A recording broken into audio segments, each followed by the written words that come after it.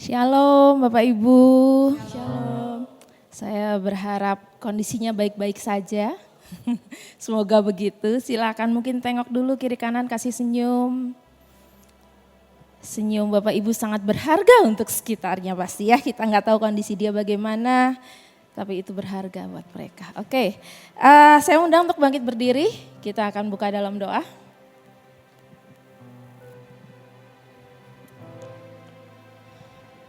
Mari kita berdoa.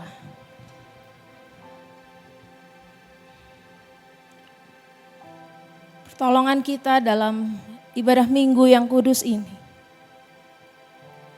adalah datang dari Allah Bapa yang menciptakan langit, bumi, dan segala isinya. Dia memelihara ciptaannya dan tidak pernah meninggalkan perbuatan tangannya. Dari selama-lamanya sampai selama-lamanya. Bapak di surga, terima kasih untuk pimpinan Tuhan dalam hidup kami selama 1 minggu ini Tuhan.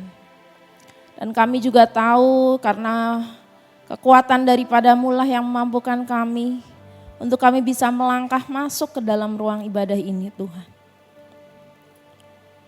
Mari Tuhan, selama jalannya ibadah ini kami rindu memberikan yang terbaik bagi Engkau Tuhan.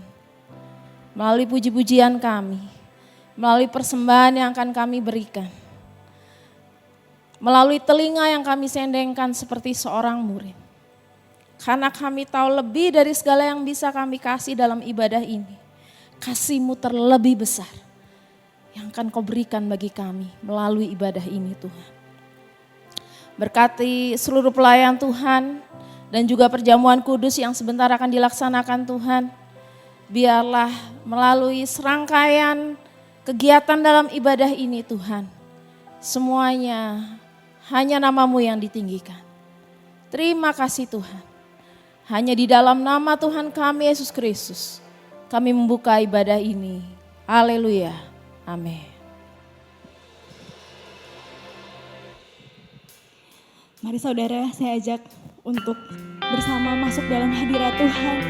Mari kita bersyukur untuk kebaikan Tuhan dalam hidup kita selama ini. Terima kasih Tuhan untuk berkat-Mu. Terima kasih Tuhan untuk kebaikan-Mu dalam hidup kami. Tiada ternilai Tuhan pengorbanan-Mu dalam hidup kami. Mari nyata. Kau hiasi kehidupanku dengan kemurahan-Mu. Kau rancangkan masa depanku penuh dengan harapan. Aku ada saat ini, semuanya karena kasih-Mu. Aku hidup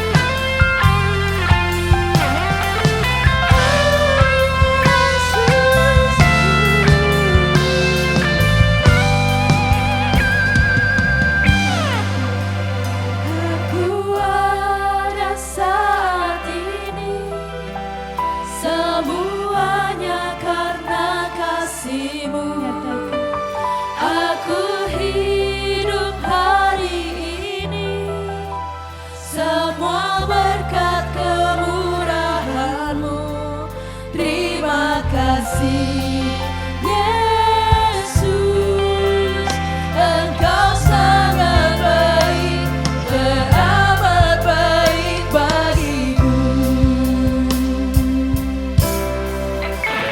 Aku ada saat ini, semuanya karena kasih-Mu. Aku hidup hari ini, semua berkat kemurahan-Mu. Oh, terima kasih Yesus, Engkau sangat baik, teramat baik bagiku. Yesus, Engkau sangat baik, teramat baik bagiku.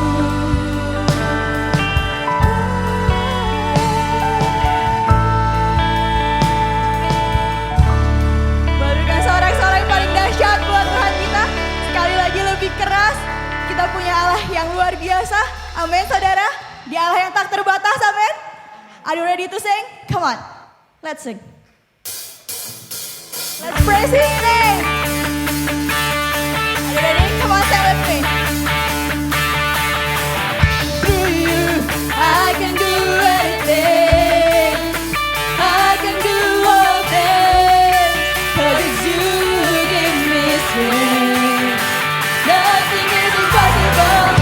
Through you, thine eyes are open, strongholds are broken.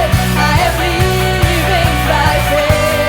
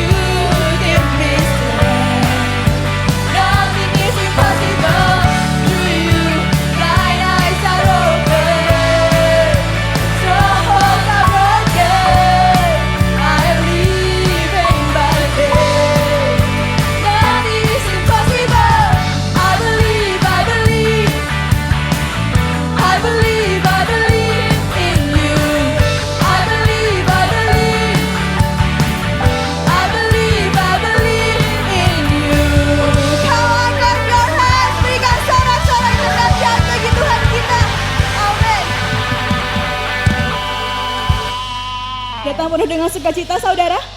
Penuh dengan rasa ucapan syukur. Amin.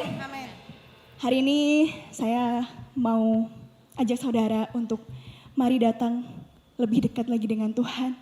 Mari bawa hatimu, mari bawa kerinduanmu untuk bersama bersekutu dengan Tuhan.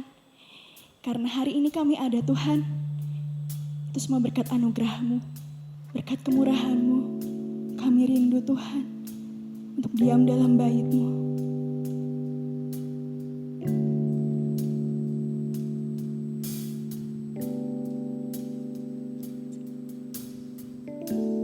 Bapakku rindu menyenangkan-Mu, ajarku lebih dalam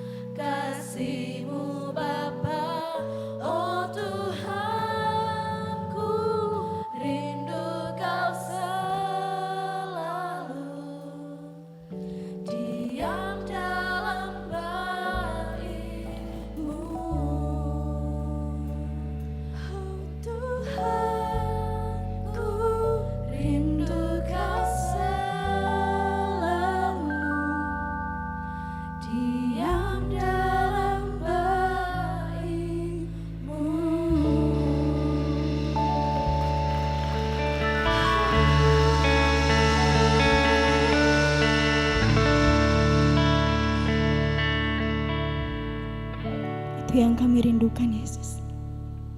Itu yang kami tunggu-tunggu dalam hidup kami, Bapa. Bertemu muka dengan Engkau.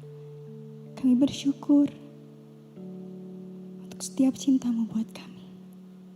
Kami bersyukur kalau hari ini kami ada di sini, bisa memuji Tuhan, bisa menyembah Tuhan, dan terlebih Tuhan, kalau saudara kami juga memberikan persembahan, mengembalikan perpuluhan, berikan hati Tuhan kepada kami yang penuh dengan sukacita dan penuh dengan ucapan syukur. Biar itu semua Tuhan bisa untuk memuliakan nama-Mu saja ya Bapa. Kami serahkan waktu-waktu selanjutnya ke dalam tangan-Mu. Kau terus beracara di tengah-tengah kami ya Bapa. Dalam nama Tuhan Yesus, kami sudah berdoa, memuji, dan mengucap syukur. Haleluya. Amin. Silakan duduk. Selamat memberi.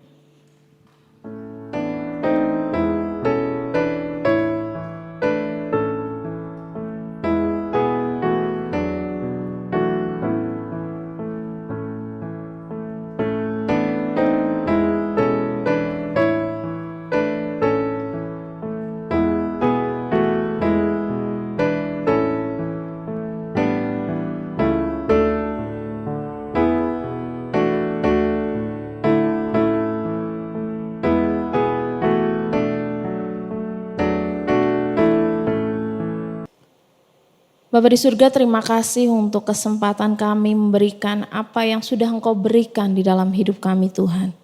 Kami tahu itu tidak sebanding dengan begitu banyak hal yang sudah Engkau curahkan dalam hidup ini Tuhan. Tapi biarlah Tuhan, apapun yang bisa kami berikan saat ini Tuhan, boleh dipergunakan untuk memperluas kerajaan Tuhan di muka bumi ini. Berkati orang-orang yang mengelolanya Tuhan. Berkati setiap kantong-kantong yang sudah disiapkan untuk meneruskan dana ini.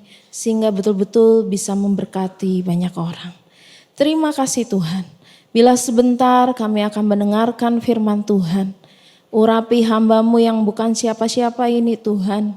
Sehingga betul kebenaran firman-Mu boleh disampaikan melalui hamba-Mu. Berkati juga seluruh jemaat yang mengikuti ibadah saat siang hari ini Tuhan. Kiranya kami miliki telinga seorang murid dan hati kami menjadi ladang yang subur untuk ditaburi oleh benih firman Tuhan.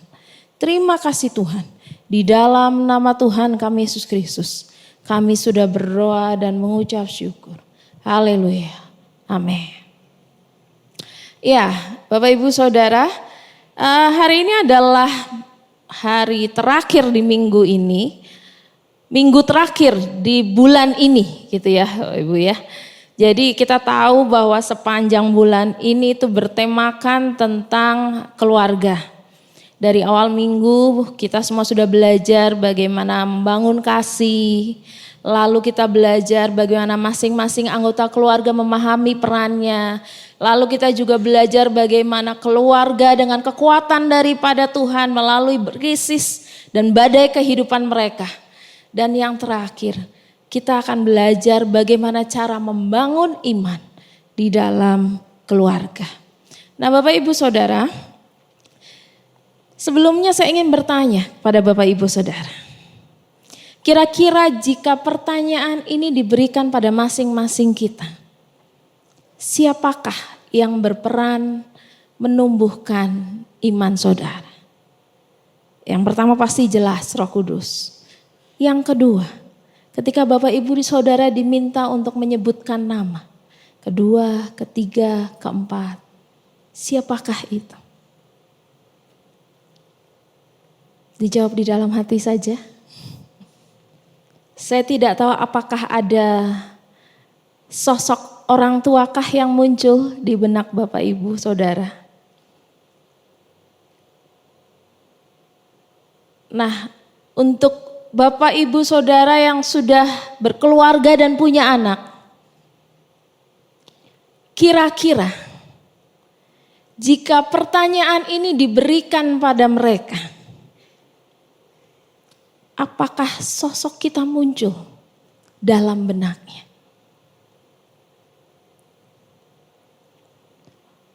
Untuk saudara-saudara yang belum menikah, Anggap saja satu sesi ini adalah sesi pembekalan pranikah untuk parenting. Nanti selama ibadah ini karena kita akan banyak belajar tentang sistem, bagaimana sistem mempengaruhi nilai-nilai dan membentuk nilai di dalam keluarga. Bapak Ibu Saudara, tentu ketika pertanyaan ini diperhadapkan pada kita, tentu kita berharap bahwa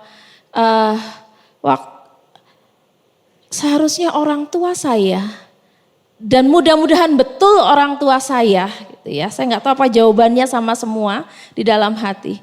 Adalah sosok yang menumbuhkan iman di dalam. Kenapa? Karena orang tua adalah orang yang pertama muncul dan kita temui ketika kita lahir di dunia ini. Bukan cuma bicara yang pertama, tetapi orang yang sudah mengisi kira-kira sebagian hidup kita. Saya nggak tahu Bapak Ibu Saudara tinggal bersama dengan keluarga asal dulu sebelum menikah. Atau sekarang yang memang belum menikah gitu ya. Berapa tahun? 15 tahun, 20 tahun, 30 tahun. Saya tidak tahu apakah masih menikah, ternyata sekarang menikah masih tinggal dengan orang tua, tentunya lebih panjang lagi. Dan jika pertanyaan ini diberikan pada kita, tentu kita berharap orang tua saya lah yang berperan menumbuhkan iman. Begitu juga ketika Bapak Ibu Saudara memiliki anak, tentu berharap jawaban yang sama. Oh, anak saya mengakui bahwa saya termasuk salah satu orang yang berperan menumbuhkan iman. Nah, Bapak Ibu Saudara, kita akan belajar saat siang hari ini mengenai 3 peran keluarga dalam membangun iman. Yang pertama adalah saya mengundang Bapak Ibu Saudara untuk membaca di 1 Timotius 1 ayat yang ke-5. Silakan dibuka Alkitabnya. Kita akan melihat ayat ini bersama-sama. Untuk membaca ayat firman Tuhan saya undang untuk bangkit berdiri. Kita akan membaca ayat ini bersama-sama.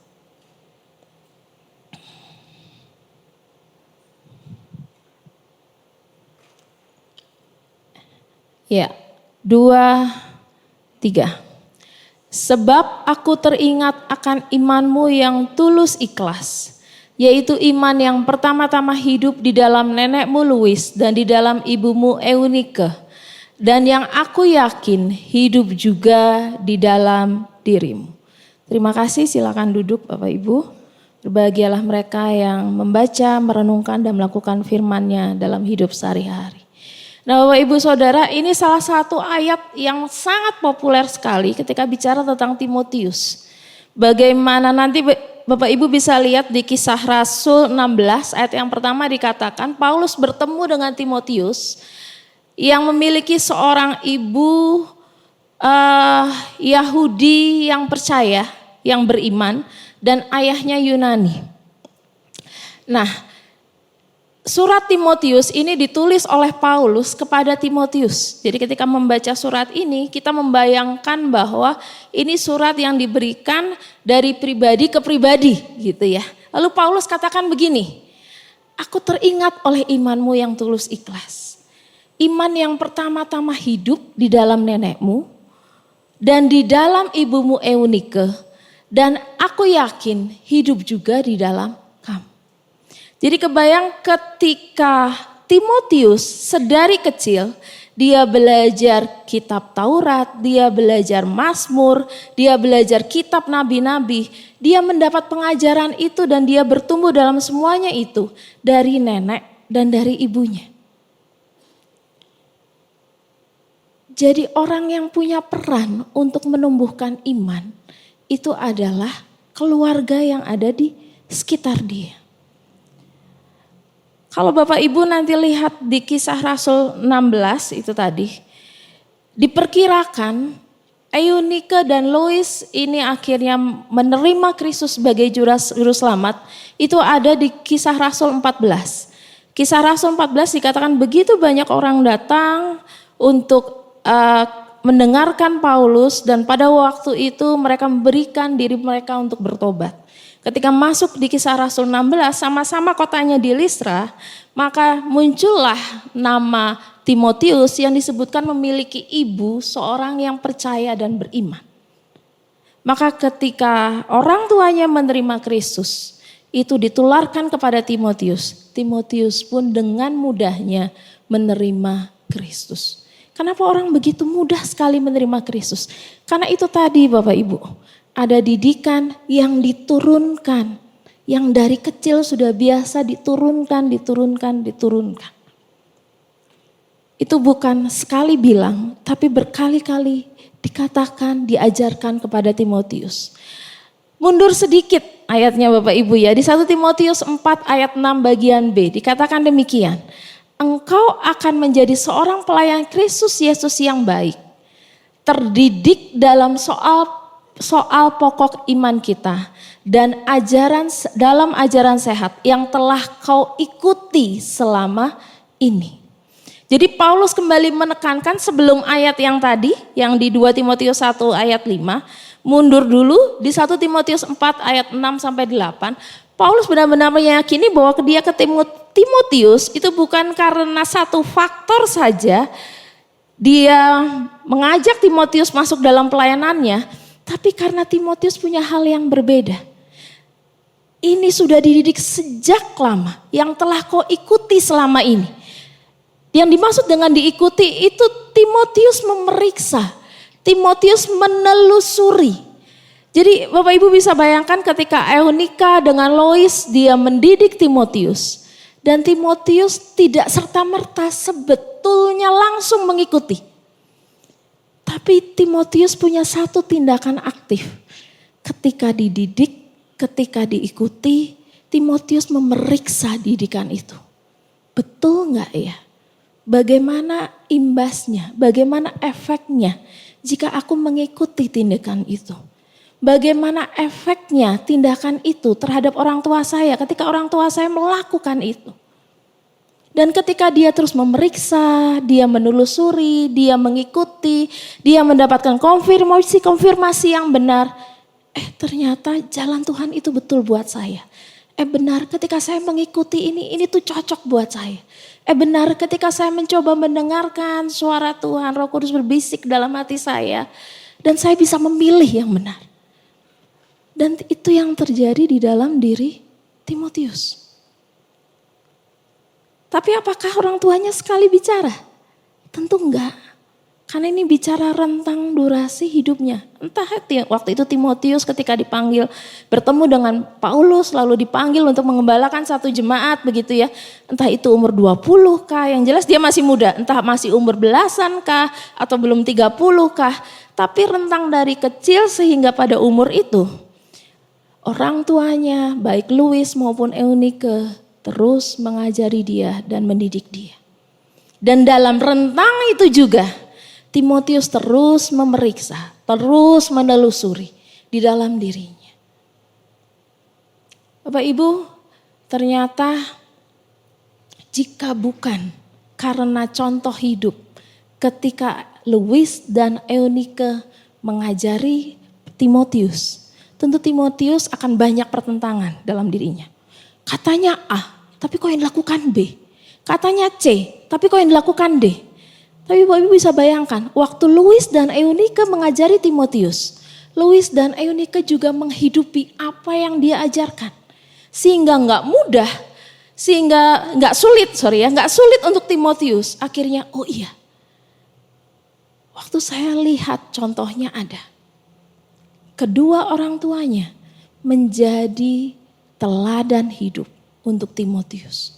Sehingga mudah untuk Timotius untuk akhirnya menerima apa yang diajarkan. Menerima apa yang diajarkan. Jadi waktu dia bertemu dengan Paulus sudah lihat, oh ini sudah barang jadi nih. Ketika Roh Kudus masuk dalam hatinya, ini sudah siap untuk masuk dalam pelayanan. Berawal dari didikan di rumah. Jadi Bapak Ibu Saudara,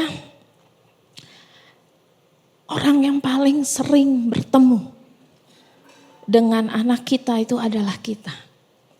Pertanyaannya, ketika dalam situasi-situasi non formal, ketika di rumah ngobrol, ketika kita nonton sesuatu, ketika kita sedang berada dalam kondisi santai, apakah semuanya itu mencerminkan ajaran Tuhan atau tidak.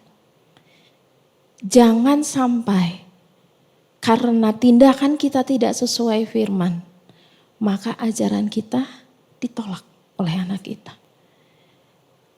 Louis dan Eunike dalam kesederhanaan mereka mencoba menghidupi ajaran itu dan menjadi teladan yang baik untuk Timotius. Sehingga hasil didikannya menjadi seorang tokoh yang bisa kita lihat sampai dengan saat ini. Lalu yang kedua, Bapak Ibu, kira-kira bagaimana, kira-kira apa peran keluarga untuk menumbuhkan iman? Yang kedua adalah menciptakan iklim yang mendukung pertumbuhan iman. Mari kita buka di Yosua 24 ayat yang ke-15. Dikatakan demikian. Tetapi jika kamu anggap tidak baik untuk beribadah kepada Tuhan, pilihlah pada hari ini kepada siapa kamu akan beribadah. Allah yang kepadanya nenek moyangmu beribadah di seberang sungai Efrat, atau Allah orang Amori yang negerinya kamu diami ini, tetapi aku dan seisi rumahku, kami akan beribadah kepada Tuhan. Bapak Ibu mungkin juga sudah familiar dengan ayat ini ya. Kalau saya dengan ibu-ibu di KKW itu udah familiar ayat ini, sudah sering-sering dibawakan oleh pengkhotbah ya. Nah Bapak Ibu kita perhatikan kembali ayat ini. Ayat ini jika ditelusuri Bapak Ibu itu ditulis di Yosua 24 yang merupakan pasal terakhir di kitab Yosua. Disinyalir bahwa ayat ini itu ditulis ketika Yosua sudah lanjut usianya. Nanti Bapak Ibu kalau lihat ke bawah ada ayat 29. Ayat 29 itu dikatakan setelah mengatakan semua itu maka wafatlah Yosua pada usia 110 tahun. Jadi betul-betul Yosua bicara tentang ini pada usianya sudah begitu lanjut. Dia tahu bahwa dia hidup tidak akan lama lagi dan dianggap ayat ini adalah merupakan legasi gitu ya. Ini sebuah walaupun terlihat seperti sebuah pilihan, tapi ini adalah sebuah warisan, nasihat yang berupa warisan bagi bangsa Israel, tetapi juga bagi keluarganya. Yosua bilang gini ke bangsa Israel, terserah kalian pilihlah mau menyembah siapa. Mau menyembah pada nenek moyang yang dulu di seberang sungai Efrat, atau kamu menyembah pada Allah orang Amori yang ada di negeri ini, tetapi untuk aku dan seisi rumahku, kami akan beribadah kepada Tuhan. Bapak Ibu mungkin bertanya, kenapa seorang pemimpin bukannya tegas gitu ya, dia kan pemimpin satu bangsa gitu ya. Kenapa gak bicara pada rakyat, kamu harus menyembah Tuhan. Sekaligus karena dia memberikan itu juga untuk keluarganya. Beberapa tafsiran mengatakan bahwa Yosua bertindak begini karena Yosua tidak mau ketika orang beribadah pada Tuhan, mereka terpaksa beribadah karena dituntut. Tapi Yosua mau rakyatnya memilih yang benar secara sadar. Nanti kalau Bapak Ibu lihat ayat lagi di bawahnya jelas rakyatnya menjawab, kami juga akan memilih untuk beribadah kepada Allah. Nah itu kan jawaban yang sebetulnya ditunggu oleh Yosua.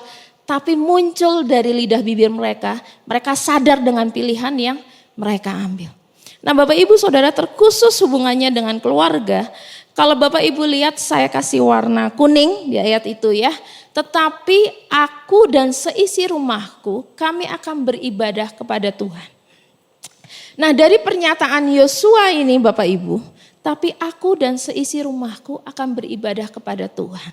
Ada 3 hal sebetulnya yang terkandung di dalam ayat bagian ini, keputusan Yosua.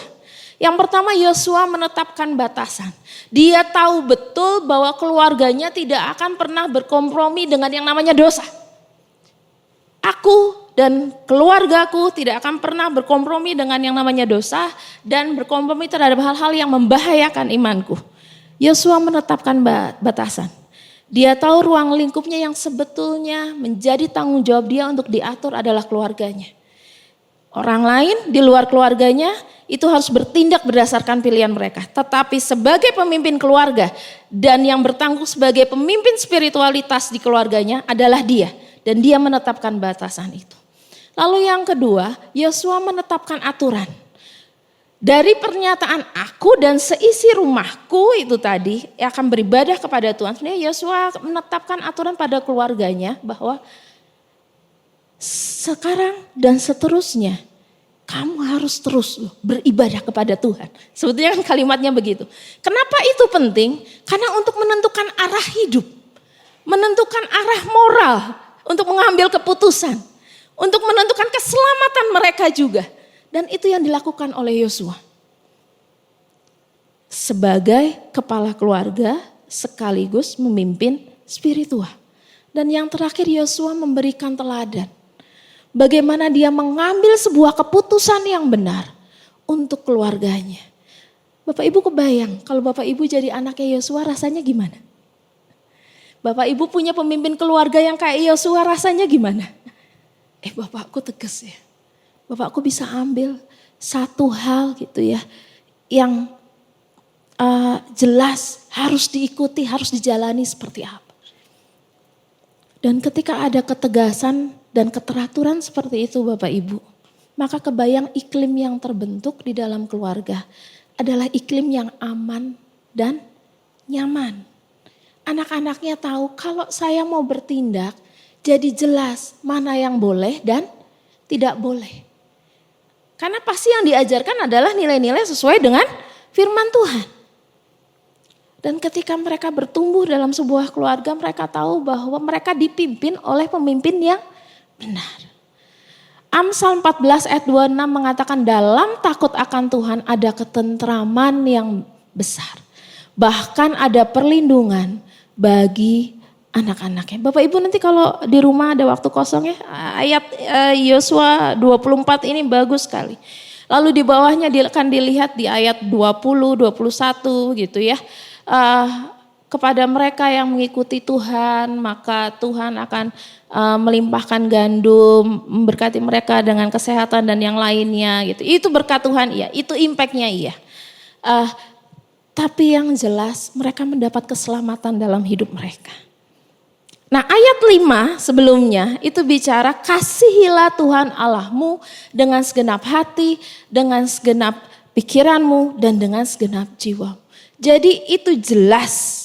Lalu baru muncul ke bawah ayat 16, Yosua mengambil keputusan untuk mengikuti beribadah kepada Tuhan. Bapak Ibu, membentuk iklim di dalam rumah itu penting. Kenapa? Karena anak akan merasa aman, anak akan merasa nyaman. Kalau nggak ada iklim suasana yang aman dan tenang yang dibentuk melalui aturan gitu ya, melalui boundaries tadi, melalui teladan gitu ya. Nanti kita akan belajar lagi di bagian ketiga untuk bagaimana hal lain untuk membentuk iklim begitu. Maka anak nggak akan rasa nyaman dan tenang. Iklim itu seperti tanah yang subur Bapak Ibu. Bapak Ibu kalau tanam benih di tanah yang subur, maka kemungkinan tumbuh baik itu tentu lebih besar dibandingkan tanam benih di tanah yang berbatu-batu atau tanah yang belum digemburkan gitu ya. Nah iklim itu seperti tanah. Maka ketika dia ditabur begitu, maka benihnya akan mudah tumbuh. Bapak Ibu ada sebuah ilustrasi. Ada seorang keluarga punya 2 anak, kakaknya agak besar, lalu keluarga yang satunya adiknya lebih kecil, gitu ya. Namanya adik lebih kecil pasti ya. Nah lalu pas awal gitu berantem, kakaknya suka jahilin adiknya gitu ya. Satu hari kakaknya gitu lagi, jahilin adiknya. Mungkin adiknya udah jengkel karena berkali-kali dijahilin gitu ya. Yang kakaknya udah tahu kayaknya ilustrasi ini. Lalu adiknya balet gitu, marah, dia diam aja gitu ya. Mau marah balik ke kakaknya udah dibilang jangan dijahilin, terus dijahilin gitu. Nah lalu adiknya marah diam aja sepanjang hari. Kalau kakaknya datengin dia pergi tempat lain. Waktunya makan, dia udah duduk makan, kakaknya di depannya, dia ambil bawa piring, dia pindah tempat lain. Pokoknya dia gak mau ketemu kakaknya sehari itu. Mamanya ngeliatin aja, kakaknya datang, dek atuh dek bercanda maaf ya kakak ya. Diam aja, tetap diam adiknya. Akhirnya menjelang malam karena mamanya lihatnya adiknya masih begitu, mamanya datang. Nah, masih marah ya kata mamanya gitu. Ya kan kata firman Tuhan juga kalau marah gak boleh lewat matahari terbenam, kata mama. Adiknya diem Bapak Ibu. Lalu setelah itu adiknya tanya ke mamanya. Mama tahu gak caranya menunda matahari tenggelam?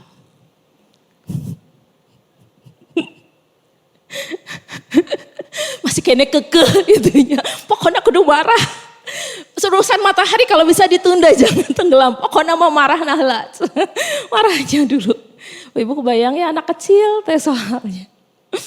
Mamahnya juga mungkin kasih nasihat kurang lengkap maksudnya itu kan. Artinya kalau marah tuh jangan berkepanjangan. Harus mengampuni. Kan maksudnya ke sana sebetulnya itu. Cuma anaknya begitu. Bapak Ibu penting bahkan dari anggota keluarga yang paling kecil pun diajak berkontribusi untuk menciptakan iklim itu tadi. Karena kalau iklimnya nyaman, iklimnya aman gitu ya, maka satu keluarga juga bisa enak tumbuh di dalamnya. Kalau kondisinya aman itu pun mendukung iman juga bisa tumbuh dalam. Gitu Bapak Ibu. Nah yang ketiga, kita belajar tentang memberikan ruang dialog iman. Ya, salah satu peran keluarga adalah perlunya ruang dialog iman. Saya mengajak Bapak Ibu untuk melihat di Ulangan 6 ayat 6 sampai dengan 7. Silakan dibuka Alkitabnya di Ulangan 6.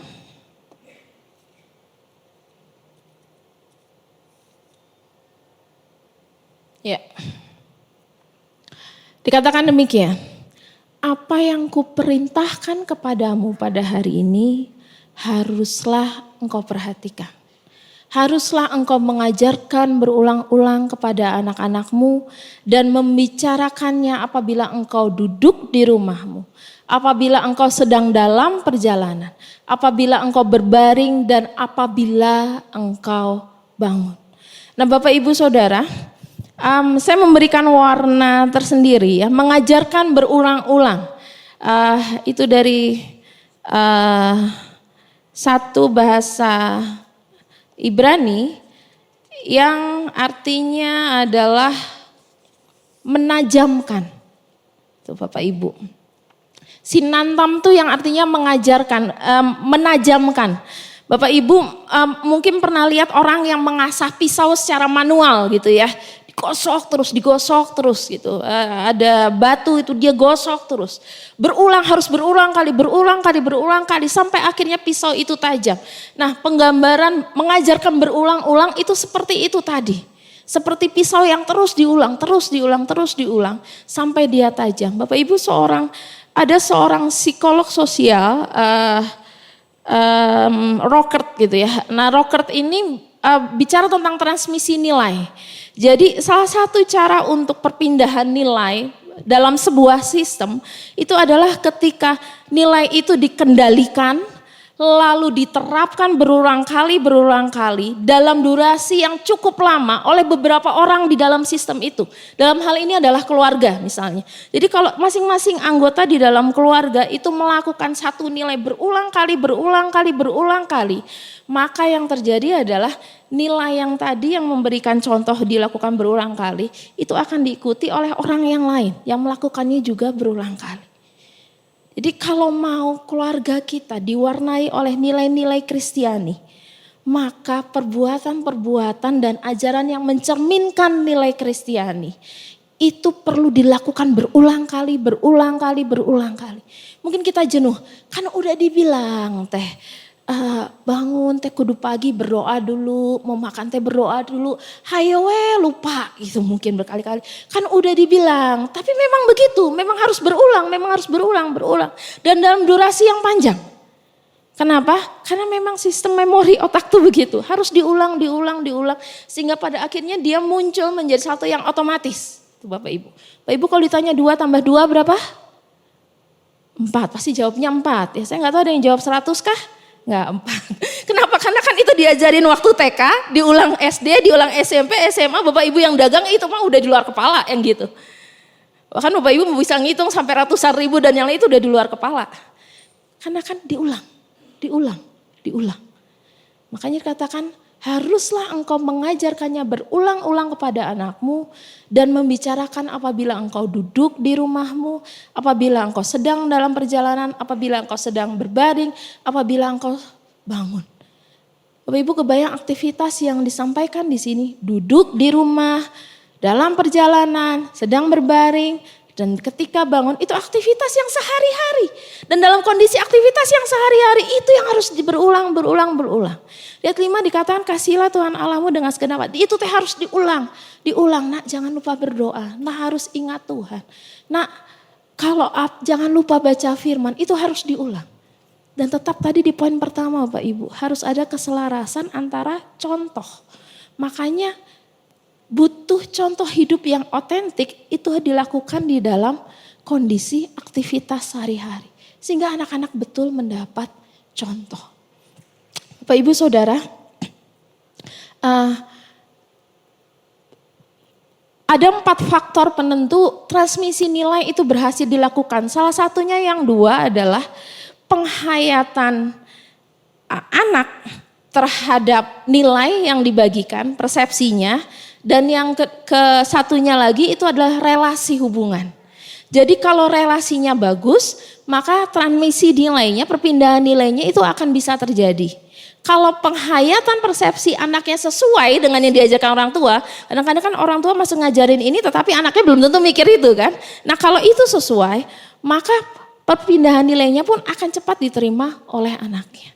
Nah bagaimana kita mengecek itu? Relasi dengan persepsi. Butuh ada ruang dialog. Tapi boro-boro ruang dialog ada kalau iklimnya tidak aman dan nyaman. Makanya saya taruh di poin 2 tadi. Iklimnya diciptakan dulu lalu masuk ruang dialog. Supaya apa? Iman anak ini terus bertumbuh. Bapak Ibu jangankan anak-anak, kita aja kadang kalau baca firman juga bingung Bapak Ibu, ini maksudnya apa? Kebayang kalau anak baca firman dan dia gak ngerti, orang pertama yang harusnya ditanya oleh dia adalah siapa? Orang tuanya. Orang tuanya diharapkan bisa memberikan jawaban terhadap muncul banyak pertanyaan ketika dia bicara tentang iman. Bapak Ibu anak sekarang tuh bukan cuma bicara dia dan dirinya saja. Tapi bicara tentang dia dan segala pengaruh yang dia dapat. Dari handphonenya dia, dari temannya dia. Jadi ketika anak ini hadir dengan segala pertanyaannya, mungkin itu bukan cuma pertanyaan dari dia. Tapi itu adalah pertanyaan yang dia dapat ketika dia keluar sana, kok berbeda ya dengan yang diajarin di rumah.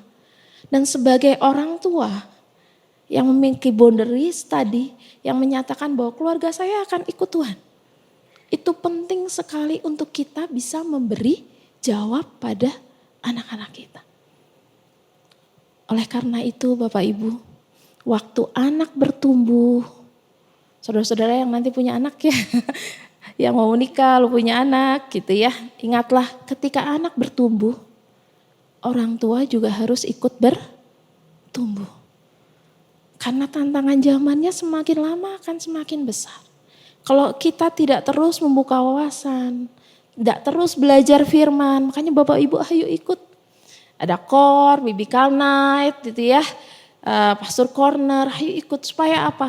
Wawasannya bertambah. Ada hal-hal yang memang dijawab melalui semuanya itu dan kita bisa memberi jawab kepada anak-anak kita. Gitu Bapak Ibu, itu 3 hal yang kita belajar tadi. Yang pertama, menjadi contoh hidup. Yang kedua, mari bangun iklim di dalam keluarga. Dan yang ketiga, mari buka ruang dialog iman. Supaya anak kita gak usah bingung tanya ke sana ke sini, dia tahu tempat bertanyanya di mana. Dia tahu orang tuanya siap untuk menjawab dia. Dan dia puas dengan jawaban yang dipakai sehingga imannya terjaga. Kita percaya Roh Kudus menjagai Bapak Ibu. Tetapi Roh Tuhan juga tempatkan Bapak Ibu. Kenapa Bapak Ibu itu ada di rumah? Anak itu kan kita gak pilih. Anak juga gak pilih siapa orang tuanya. Itu ya. Tapi kenapa sistem itu ada orang tua, ada anak, itu ada dalam satu rumah. Tuhan punya maksud supaya dia bertumbuh besar dalam imannya di bawah pimpinan kita. Nah, sekian firman Tuhan saat pagi hari ini. Tuhan memberkati kita semua. Mari kita berdoa.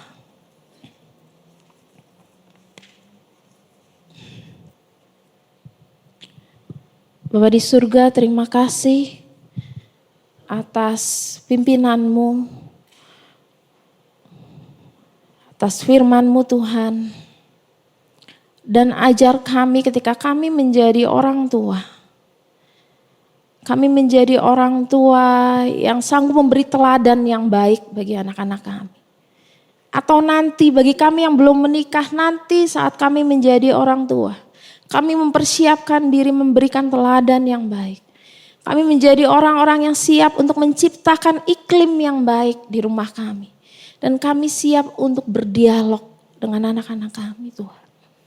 Karena kami tahu Tuhan pasti Engkau punya maksud. Kenapa mereka sesuai dengan kehendak-Mu Engkau izinkan menjadi anak-anak kami Tuhan. Terima kasih untuk setiap tanggung jawab itu. Dan mari biarlah bukan hanya anak-anak yang bertumbuh, setiap orang tua pun bertumbuh. Dalam setiap interaksi yang terjadi, kami boleh semakin terus mau dipacu untuk belajar, sehingga wawasan kami berkembang. Sehingga iman kami juga bertumbuh oleh semuanya itu. Terima kasih Tuhan. Menyerahkan seluruh jemaat Tuhan, kami mau bersama-sama bertumbuh di dalam iman kami. Di dalam nama Tuhan kami Yesus Kristus. Kami sudah berdoa dan mengucap syukur. Haleluya. Amin.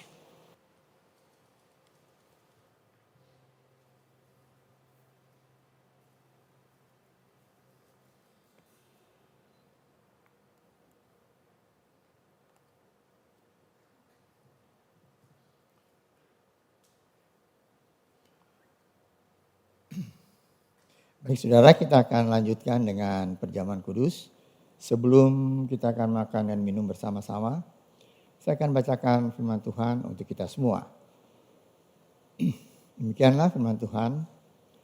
Sebab apa yang telah kuteruskan kepadamu telah aku terima dari Tuhan, yaitu bahwa Tuhan Yesus pada malam waktu ia diserahkan mengambil roti. Dan sesudah itu ia mengucap syukur atasnya, ia memecah-mecahkannya dan berkata, inilah tubuhku yang diserahkan bagi kamu. Perbuatlah ini menjadi peringatan akan aku. Demikian juga ia mengambil cawan sesudah makan, lalu berkata, cawan ini adalah perjanjian baru yang dimeteraikan oleh darahku. Perbuatlah ini setiap kali kamu meminumnya menjadi peringatan akan aku. Sebab setiap kali kamu makan roti ini dan minum cawan ini, kamu memberitakan kematian Tuhan sampai ia datang. Jadi barang siapa dengan cara yang tidak layak makan roti atau minum cawan Tuhan, ia berdosa terhadap tubuh dan darah Tuhan. Karena itu hendaklah tiap-tiap orang menguji dirinya sendiri, dan baru sesudah itu ia makan roti dan minum dari cawan itu. Karena barang siapa makan dan minum tanpa mengakui tubuh Tuhan, ia mendatangkan hukuman atas dirinya. Sebab itu banyak di antara kamu yang lemah dan sakit, dan tidak sedikit yang meninggal. Kalau kita menguji diri kita sendiri, hukuman tidak menimpa kita. Tetapi kalau kita menerima hukuman dari Tuhan, kita dididik supaya kita tidak akan dihukum bersama-sama dengan dunia. Saudara-saudara, kenapa ayat-ayat ini harus dibaca sebelum kita makan dan minum perjamuan kudus? Supaya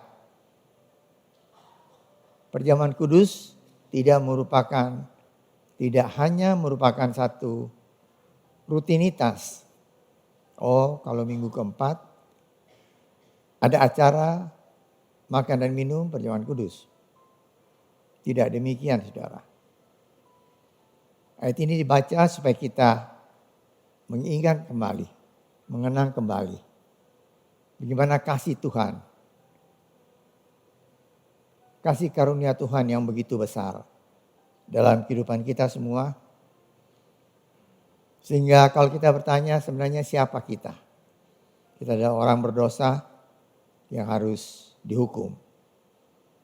Tetapi puji Tuhan, Tuhan telah mati di atas kayu salib untuk menebus dosa-dosa kita semua. Puji Tuhan, saudara. Sehingga pada saat kita makan dan minum, menerima perjamuan kudus, selalu diingatkan supaya kita mempersiapkan diri. Supaya kita pada saat kita makan dan minum, itu boleh menjadi satu peringatan bagi kita. Bagaimana kasih karunia Tuhan yang begitu besar dalam kehidupan kita semua. Sebab itu saudara, mari kita akan bersama-sama berdiri. Kita akan berdoa bersama-sama. Kita nyanyi satu kur, yaitu Tuhan Yesus Kau. Dan kita akan masuk dalam doa. Tuhan Yesus Kau, dengan cintanya mati karena dosaku,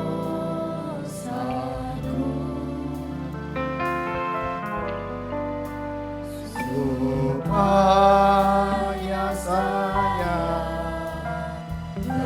percaya Dia dan hidup sampai selamanya. Mari kita berdoa. Bapa kami dalam surga, terima kasih Tuhan. Pada hari ini Kau memberikan kesempatan bagi kami semua untuk bersama-sama mengenangkan kasih karunia Tuhan, anugerah Tuhan yang begitu besar dalam kehidupan kami. Di mana kami boleh ditebus dari dosa-dosa kami. Kami tidak akan menghadapi kematian dan hukuman yang kekal. Tapi kami boleh mendapat hidup yang kekal di dalam Tuhan. Terima kasih Tuhan. Oleh sebab itu mari pada saat kami Tuhan akan makan dan minum perjamuan kudus ini, kiranya Tuhan sendiri yang akan bicara kepada kami semua, sehingga kami boleh mengingat akan kasih karunia Tuhan yang begitu besar. Dan kami boleh makin mengasihi Tuhan, karena Engkau adalah Allah yang hidup, Allah yang maha kasih, yang selalu memelihara dan juga sudah menyelamatkan kami semua. Terima kasih Bapa. Percaya Tuhan sudah mendengar ucapan syukur kami ini. Dalam nama Tuhan Yesus Kristus kami sudah berdoa. Haleluya. Amin. Mari saudara, kita angkat roti yang ada di tangan kanan saudara. Lebih tinggi dari hidup saudara. Roti ini adalah tubuh Tuhan Yesus yang dipecah-pecahkan untuk kita. Tubuh Tuhan Yesus hancur di kayu salib. Ia menderita, dicemeti, dipukul, diludahi. Semuanya Dia terima karena Dia amat mengasihi saudara dan saya. Yesus yang tidak mengenal dosa telah dibuatnya menjadi dosa karena kita, supaya di dalam Tuhan Yesus kita dibenarkan oleh Allah. Kita diselamatkan dan memperoleh hidup yang kekal. Dan oleh bilur-bilurnya segala penyakit kita telah disembuhkan. Dan ketika mereka sedang makan, Yesus mengambil roti, mengucap berkat atasnya, memecah-mecahkannya, lalu memberikannya kepada murid-muridnya dan berkata, "Ambillah, makanlah, inilah tubuhku yang diserahkan bagi kamu. Perbuatlah ini menjadi peringatan akan aku."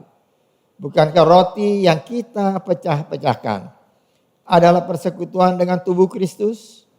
Marilah kita makan bersama-sama dalam nama Tuhan Yesus Kristus. Amin.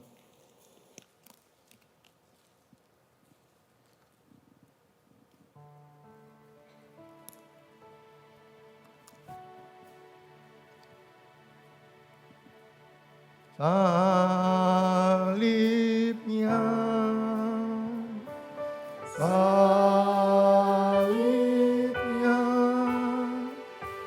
selamat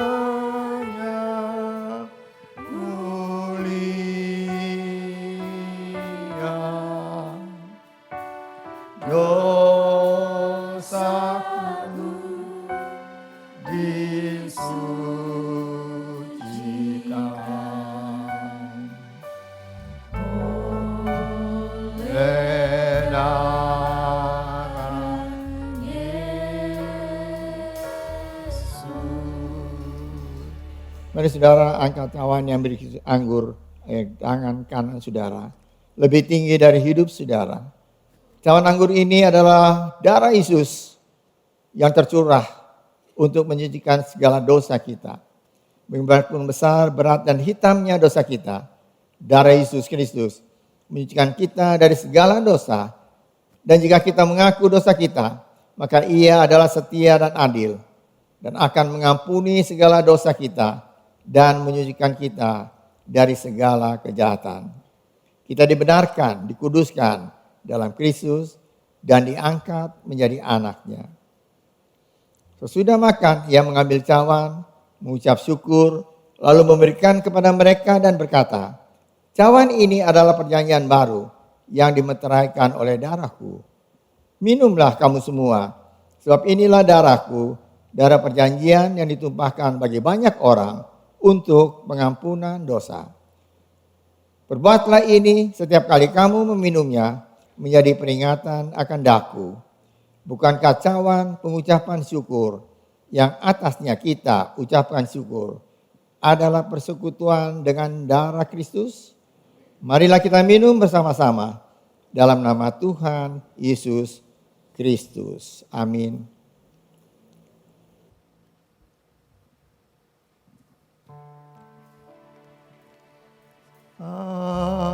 Salibnya, salibnya,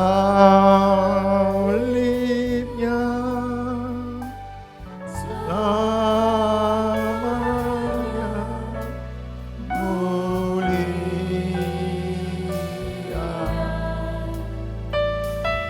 Dosaku disucikan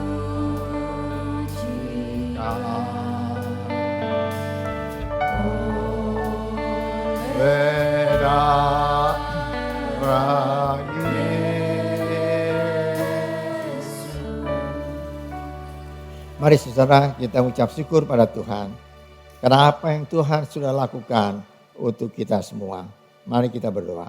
Bapa kami dalam surga, terima kasih Tuhan untuk berkat Tuhan bagi kami semua. Terima kasih Engkau sudah datang ke dalam dunia ini untuk menyelamatkan kami semua. Siapakah kami Tuhan? Kami adalah orang berdosa yang seharusnya kami dihukum dan mendapat kematian, hukuman yang kekal. Tapi karena Tuhan mengasihi kami boleh diselamatkan di dalam Tuhan. Terima kasih Bapa. Roti dan anggur sudah kami makan dan minum. Dan sekarang sudah bersatu di dalam tubuh kami. Dan kami percaya bahwa ada di antara kami yang datang dengan sakit, penyakit. Kami pulang sudah disembuhkan oleh Tuhan. Kalau kami datang dengan hati yang susah, kami pulang sudah dihibur oleh Tuhan.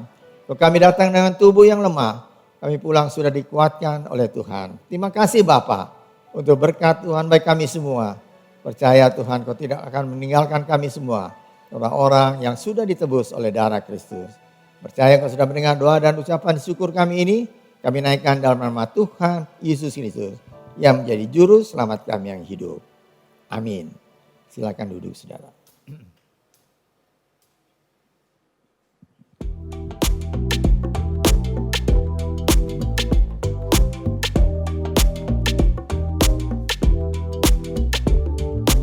Saudara yang terkasih, hidup seringkali membawa kita pada situasi yang di luar kendali kita. Kita sudah berusaha sekuat tenaga, namun tetap ada hal-hal yang tidak dapat kita kendalikan. Disinilah kita belajar bahwa berserah bukan berarti pasrah. Berserah adalah mempercayakan setiap langkah kepada Tuhan, Sang Pemegang masa depan. Dalam Pastor Corner bulan Oktober ini, kita akan bersama-sama mendiskusikan pengalaman tentang hidup yang berserah kepada Tuhan bersama Pendeta Stefanus Rustandi. Jangan lewatkan, acara ini akan diadakan pada hari Kamis, 2 Oktober 2025, pukul 7 malam, melalui Zoom Meeting Gereja Rehoboth. Mari kita bertumbuh bersama dalam firman dan pengharapan yang daripada Tuhan. Sampai jumpa di Pastor Corner.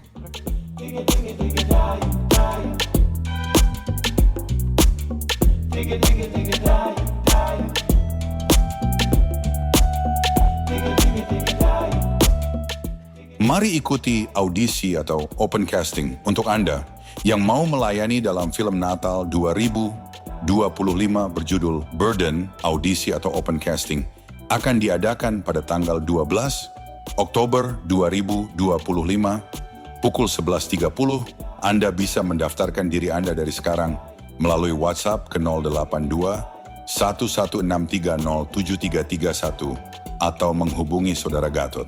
Tuhan Yesus memberkati.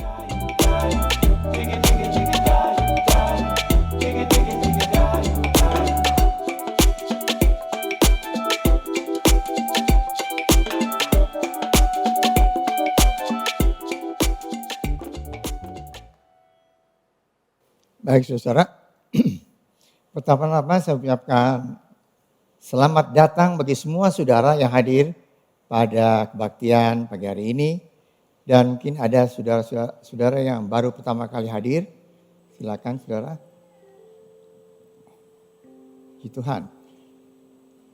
Ya, kita tetap berdoa supaya Tuhan tetap memberkati pada kita dengan jiwa-jiwa yang baru.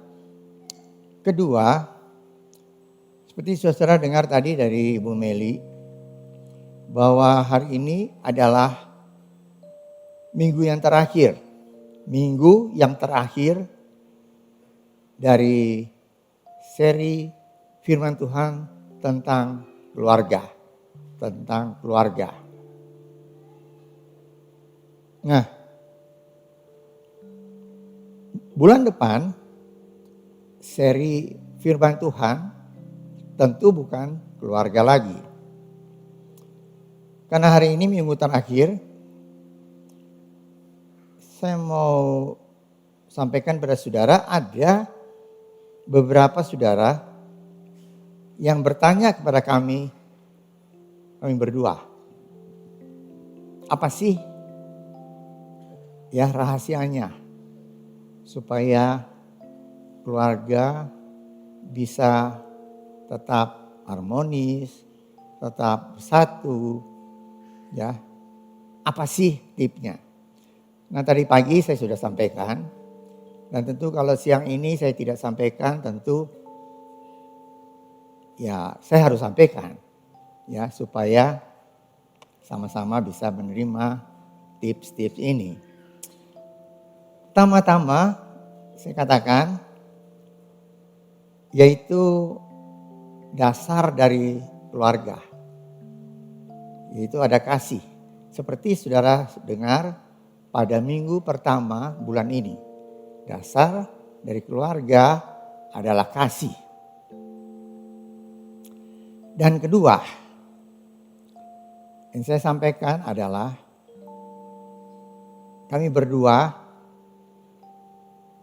suka olahraga ringan. Ya tentu hal ini mungkin lebih berguna kepada keluarga-keluarga di KU1. Oleh sebab umurnya sudah 60 ke atas, 50 ke atas, 60 ke atas. Karena itu memang penting untuk digerakkan sehingga otot-otot itu tidak kaku. Kami berdua mengambil satu olahraga ringan, yaitu berjalan kaki. Dan hal ini selalu disampaikan pada saat kebaktian lansia.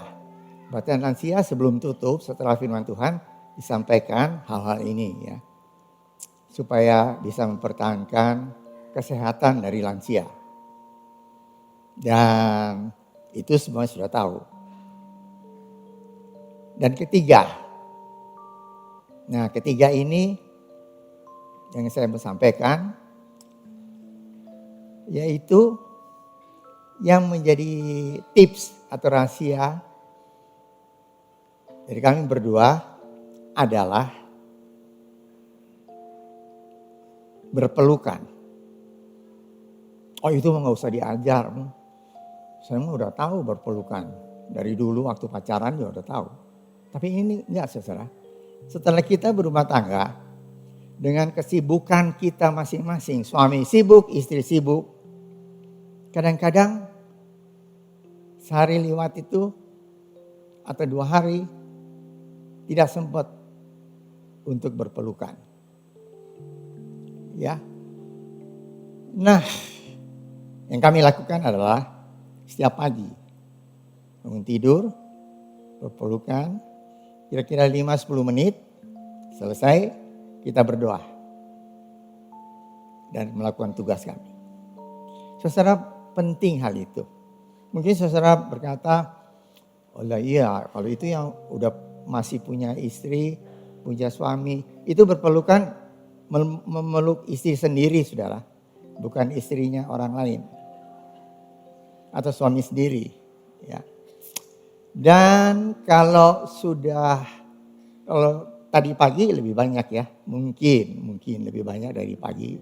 Dari sekarang adalah, kalau suami saya atau istri saya sudah dipanggil oleh Tuhan. Jadi gimana? Ya wayahna we. Peluk guling aja saudara. Tapi yang penting merasa bersamaan, sehati. Itu penting sekali. Seringkali karena kesibukan kita, pagi-pagi udah sibuk, pulang dari pekerjaan udah capek, kita urus diri masing-masing. Sehingga lupa bahwa pasangan kita Tuhan beri untuk melengkapi hidup kita. Nah itu perlu tentu kita memberikan apresiasi. Paling sedikit ada kehangatan kalau kita peluk. Ya Tuhan. Ya tip yang lain tentu saat lain. Kalau ada kebagian keluarga lagi ditambah lagi. Ya Tuhan. Ya baik. Kita akan tutup ibadah kita dengan doa. Mari kita akan berdiri bersama-sama, kita akan masuk dalam doa.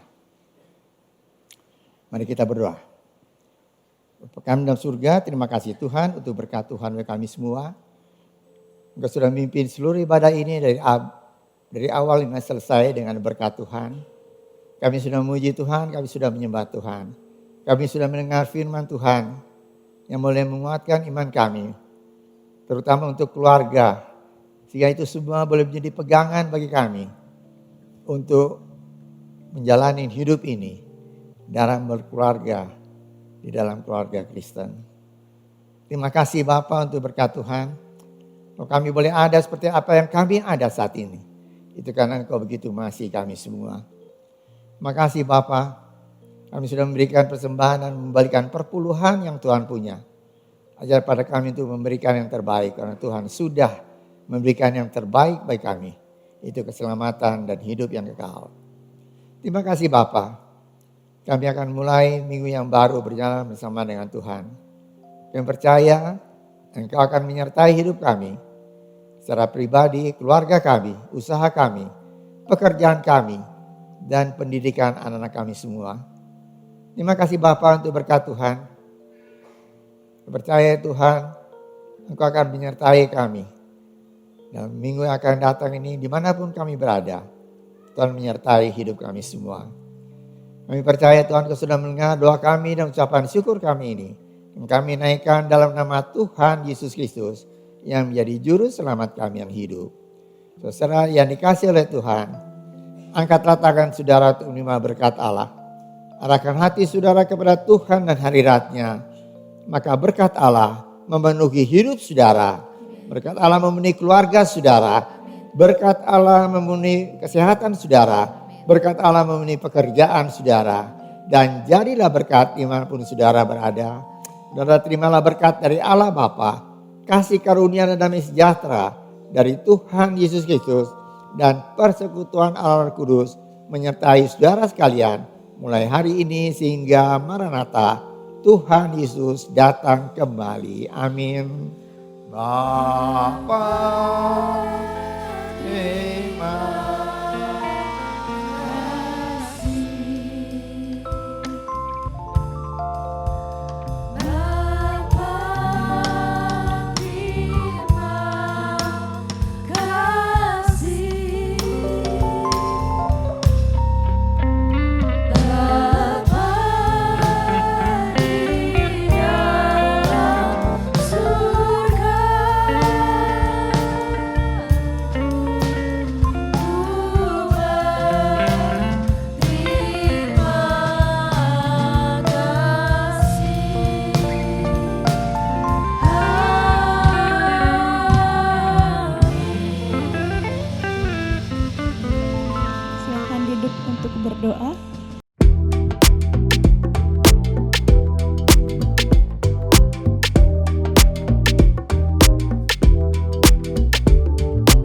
Saudara yang terkasih, hidup seringkali membawa kita pada situasi yang di luar kendali kita.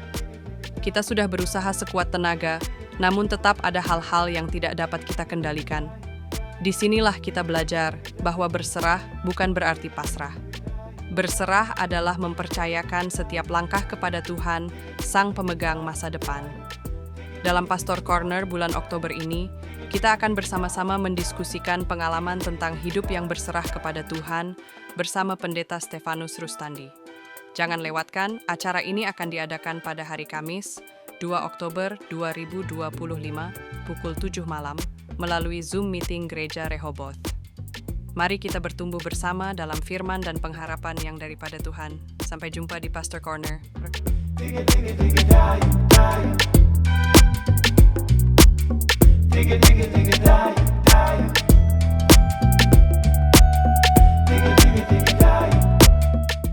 Mari ikuti audisi atau open casting untuk Anda yang mau melayani dalam film Natal 2025 berjudul Burden, audisi atau open casting, akan diadakan pada tanggal 12 Oktober 2025 pukul 11.30. Anda bisa mendaftarkan diri Anda dari sekarang melalui WhatsApp ke 082 11630731 atau menghubungi Saudara Gatot. Tuhan Yesus memberkati.